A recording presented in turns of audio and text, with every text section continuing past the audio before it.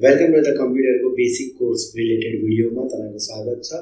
आज दिन हामीले हेर्न गइराखेका सफ्टवेयरको जसै म पहिले भनिसकेको छु, स्क्रिनमा हेर्दै छौं। हामीले सफ्टवेयरको रिलेटेड टपिकमा सफ्टवेयरको प्रकार हामीले बुझ्न गइराखेका।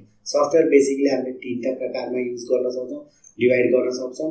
एउटा operating system, second application software, third छ हाम्रो फर्मवेयर।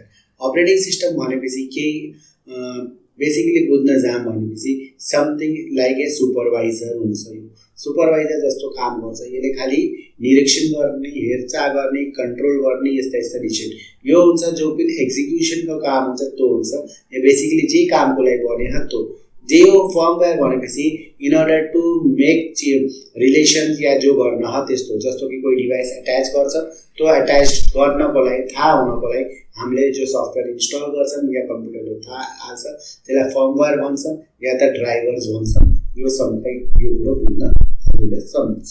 हामीले भर्खरै बुझिसकेका थियौं कि अपरेटिङ सम्बन्धीको अपरेटिङको लागि जो पनि सफ्टवेयर युज गर्छौं, विन्डोज 7, लिनक्स, आइओएस या एन्ड्रोइड, यसलाई हामीले भन्न सकिन्छ कि they are nothing but a operating system. किन अपरेटिङ सिस्टम भनेपछि यिनीहरूले एज ए सुपरवाइजरको जस्तो पूरा कम्प्युटरको निरीक्षण गरिराखेका हुन्छन् बारम्बार, और हामीलाई जो जानकारी प्रदान गर्छन् या एक्जिक्युट गर्छन्, कम्प्युटर एक्जिक्युटेड मेन्टेनेन्स गर्ने सबै काम यिनीहरूले यो सफ्टवेयरले गर्छ। त्यस्तै भएर यिनी सफ्टवेयरलाई अपरेटिङ सिस्टम भन्छ। नेक्स्ट तिर जो एप्लिकेसन सफ्टवेयर हुन्छ, जो बेसिकली मैले पहिल्यै भनिसकेको छु, जो कम्प्युटरको संरचना एक्जिक्युसन गर्नको लागि काम गरिन्छ भनेपछि जो कामको लागि भने वर्ड प्रोसेसिङ जो छ वर्डको लागि हुन्छ, त्यो राइट गर्नको लागि हुन्छ। इलेक्ट्रोनिक वर्कशीट डेटा शीटको लागि, डेटाबेस स्टोरिङ द डेटा हुन्छ, डेटाको लागि काम आउँछ। प्रेजेन्टेसन ग्राफिक्सको मतलब यो सबै सफ्टवेयर एप्लिकेसन हुन्।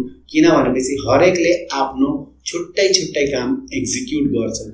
भनेपछि वर्ड प्रोसेसिङमा हामीले स्प्रेडशीट त्यही काम गर्न सकिन्न, स्प्रेडशीटमा वर्ड रिलेटेड काम गर्न सकिन्न, या डेटाबेसमा हामीले केही पनि जानकारी पत्रहरू लेख्न सकिन्न। Database is only use to store datas. त्यही फर्मवेयरको कुरा मैले पहिले बुझाइसकेको छु। This is nothing but drivers, जो कम्प्युटरलाई बताइदिन्छ कि कुन डिभाइस कसरी इन्स्टल या एक्जिक्युट हुनेवाला छ। नेक्स्ट सफ्टवेयर बेसिकली भन्न जाने हो भने युजको हिसाबले हामीले बुझिसक्यौं। अब कस्टको हिसाबले बुझ्न जाने भने पहिला कुरो जो हुन्छ फ्री, मतलब पूरी तरह फ्री, जो जहिले पनि इन्स्टल गर्न सकिन्छ। जस्तो हामीले एन्ड्रोइडमा जति पनि अरु एप युज गर्छौं त्यो हाम्रो फ्री हुन्छ, किन हामीले सीधा फ्री इन्स्टल गर्न सक्छौं। ट्रायल भनेपछि एक मुष्ट समय दिन्छ, त्यसलाई एक्जिक्युट गरेर हामीले हेर्न सक्छौं, वापरेर हेर्न सक्छौं। वापरेपछि मन पर्यो भने पैसा दिएर किन्ने, न मन पर्यो नकिने पनि केही प्रब्लम हुन्न। त्यस्ता सफ्टवेयर या त्यस्ता प्रकारको जो सफ्टवेयर हामीलाई भेटिन्छन् त्यसलाई ट्रायल भन्छौं। लाइसेन्स भनेपछि एक हात पैसा दिने, एक हात लिने। सबैभन्दा बेस्ट एक्जाम्पल छ ओएस। जो पनि ओएस हुन्छ दे आर अलवेज लाइसेन्स। भनेपछि पैसा पहिल्यै तिर्न पर्छ हामीले, चाहे हामीले ल्यापटपको किन्छौं डाइरेक्टली या इन्डाइरेक्ट तिर्न त पर्छ। नेक्स्ट कुरा फोटो एप्लिकेसन सफ्टवेयरमा हामीले बुझेका थियौं, त्यो मैले यही एक्सप्लेन गरिसकेको छु, तपाईहरुले हेर्न। सिस्टम सफ्टवेयरको बाबत हामीले बुझ्न गइराखेका छौं। सिस्टम सफ्टवेयरमा हामीले यो कुरा गरिसकेका छौं कि अपरेटिङ सिस्टममा हाम्रो विन्डोज एक्सपी, विस्टा 7 यो सबै विन्डोजको एक्जाम्पल हुन् या अपरेटिङ सिस्टमको एक्जाम्पल हुन्, जो कम्प्युटरद्वारा हामीले युज गर्न सकिन्छ। त्यही बाहेक अपरेटिङ सिस्टमका धेरै एक्जाम्पलहरू छन्।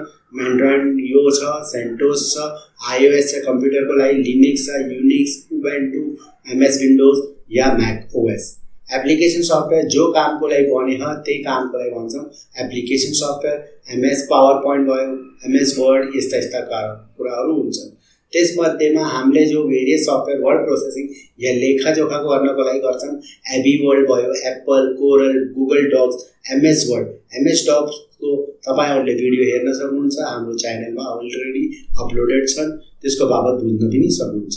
डेटाबेस जस्तो Clipper, DB, FoxPro, MySQL, MS Access, यो पनि माइक्रोसफ्टको यो अझै प्रोडक्ट हो, हामीले युज गर्न सकिन्छ। नेक्स्ट मल्टिमिडिया या पिक्चर्सहरु रिलेटेड जो छ, windows media player, micro movie media player, यस्ता एजुकेसन रिलेटेडको सफ्टवेयर तपाईले हेर्न सक्नुहुन्छ। यति हामीले छन्, यो बाहेक पनि छन्। अरु ग्राफिक्स रिलेटेड भिडियोहरुमा तपाईले बुझ्न सक्नुहुन्छ कि केरा, Corel Draw, Paint, soft pro, गिम, Blender is used for graphics also.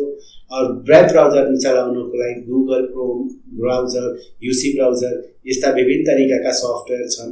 यिनीहरूलाई सफ्टवेयर एप्लिकेसन सफ्टवेयर भनिन्छ, जो कि एक्जिक्युसन गर्छन् जो कामको लागि बने त्यही काम। त्यही भएर यिनीहरूलाई एक्जिक्युटेबल एप्लिकेसन सफ्टवेयर हामीले भन्छौँ। आज लेक्चरमा तपाईले बुझिसक्नु हो। यो बाबत अझै जानकारी चाहनुहुन्छ भने हामीलाई फलो गर्न सक्नुहुन्छ। Till next video, have a good day.